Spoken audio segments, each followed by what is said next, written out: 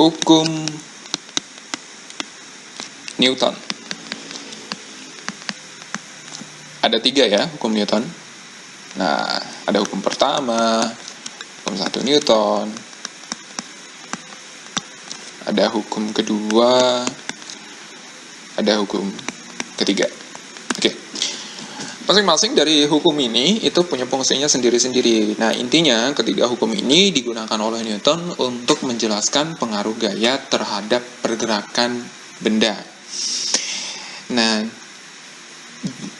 di hukum yang pertama, Newton mau menjelaskan kayak gini. Mau menjelaskan tentang salah pahamnya orang-orang waktu itu tentang kondisi alami sebuah benda yang bergerak.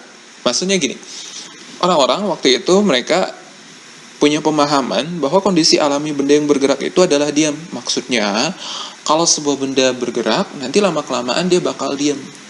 Nah, gitu.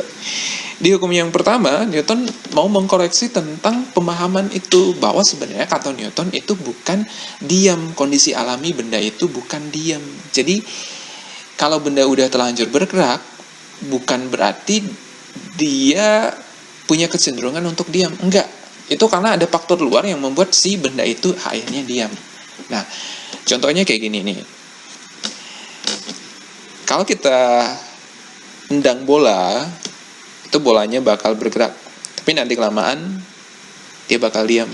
Nah, bukan karena bolanya punya kecenderungan untuk diam sebenarnya, tapi karena ada sesuatu yang membuat bola itu jadi diam. Nah, apa tuh sesuatu yang membuat bola jadi diam? Apa? Gaya? Iya, gaya gesek antara si bola dengan permukaan lapangan. Ya, jadi kalau kita bisa menghilangkan gaya gesek, sebenarnya kita akan mengamati bola yang terus-menerus bergerak. Kenapa? Karena si yang membuat bola itu berhenti udah nggak ada, gaya geseknya udah nggak ada. Atau kalau di sini, nih gue kasih angka aja. Nih gaya gesek itu simbolnya F kecil ya, karena dia akronim atau singkatan dari gaya gesek dalam bahasa Inggris. Dalam bahasa Inggris gaya gesek itu friction. Nah, jadi simbolnya itu singkatan dari si friction itu tadi, F kecil. Kalau di sini ada gaya gesek, misal sebesar 10 Newton, berarti si gaya yang menghambat atau si gaya yang kemudian membuat bola itu berhenti sebesar 10 Newton. Nah, kalau kita bisa membalas gaya ini dengan memberikan tendangan misalnya pada bolanya yang besarnya juga sama, nih gue gambar kaki aja lah di sini. Ini kaki ya. Nah, si tendangan ini dia menghasilkan gaya dorong pada bolanya sebesar 10 Newton juga. Oke, gini ya. Yang menghambat bola itu gaya gesek sebesar 10 Newton. Kemudian ada yang membuat bolanya bisa tetap bergerak sebesar 10 Newton juga. Nah, karena penghambatnya itu udah berhasil dienyahkan sama si gaya tendangan yang tepat sama dengan gaya gesek itu tadi, 10 Newton, maka penghambat atau pembuat si bolanya itu berhenti sekarang udah nggak ada. Berarti bolanya itu sekarang akan tetap bergerak.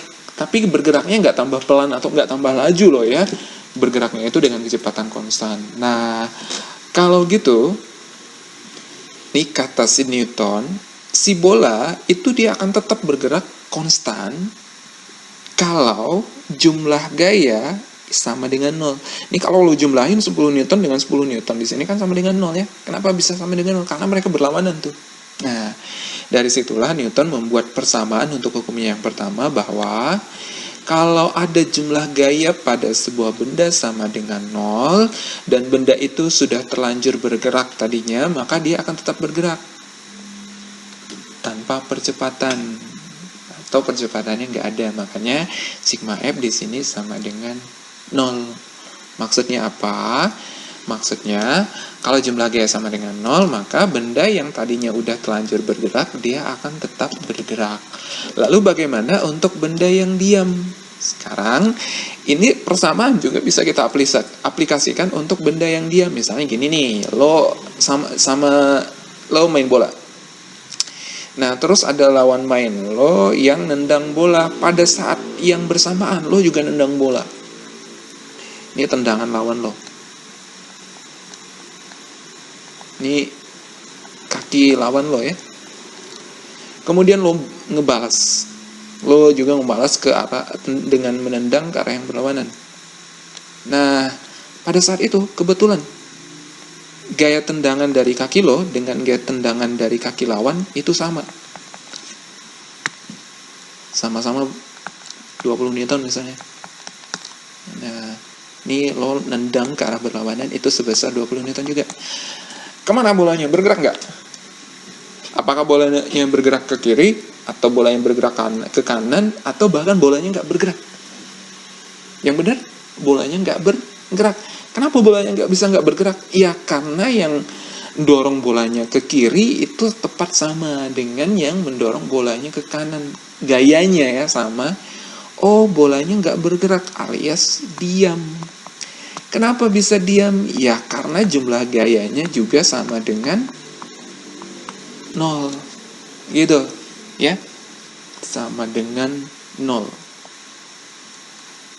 Oke. Nah, di hukum yang pertama Newton itu juga muncul satu konsep yang disebut dengan inersia. Inersia ini dia berhubungan dengan massa. Gue agak bingung juga sebenarnya nih. Kenapa kok di hukum yang pertama itu dia harus dimasukkan konsep inersia? Sebenarnya konsep inersia ini dia bisa lebih kelihatan di hukum yang kedua. Ya, karena di situ ada massa. Karena tadi kan gitu, si inersia ini dia berhubungan dengan massa. Di sini nggak kelihatan, di persamaan ini nggak kelihatan massa nih. Ya, meskipun tadi itu yang membuat si bendanya itu tetap bergerak, punya kecenderungan tetap bergerak, dan yang membuat bendanya itu punya kecenderungan tetap diam, ini tetap bergerak di kasus yang pertama, kemudian tetap diam di kasus yang kedua adalah si massa itu sendiri. Ya. Nah, apa yang dimaksud dengan inersia? Inersia itu asal kata dari inert, yang artinya malas. Nah, kenapa ini dia digunakan inert atau si malas itu tadi? Karena gini loh ya. Tadi kita bisa ambil dari kasus yang pertama inilah. Dari kasus hukumnya yang pertama. Gitu ya. Di kasus hukum yang pertama, kita udah dapat ya gitu. Kalau kita bisa menjaga gaya sama dengan 0, jumlah gaya sama dengan 0, maka untuk benda yang tadinya bergerak, dia akan tetap bergerak.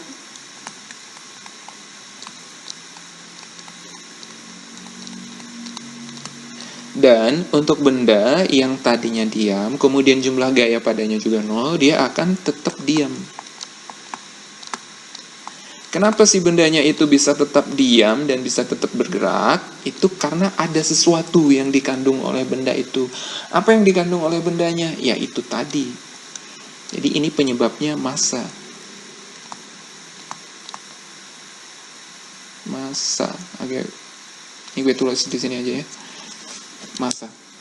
Oke. Jadi di sini kita bisa membuat kesimpulan bahwa apa itu inersia? Inersia adalah sifat lembam, sifat malas sebuah benda yang kalau bendanya udah bergerak, maka dia akan tetap punya kecenderungan untuk bergerak, dan kalau bendanya diam, dia akan tetap punya kecenderungan untuk diam. Si inersia ini dia berhubungan dengan nilai massa. Semakin besar nilai massa sebuah benda, maka akan semakin besar pula sifat inersia sebuah benda. Faktanya, kalau ada dua benda, ada sepeda dan ada truk, itu kondisi awalnya sama-sama diam. Nah, lo diminta untuk dorong kedua ini, ya. Yang sulit untuk diubah dari kondisi awalnya, yang lebih sulit untuk dibuat bergerak, itu adalah truk.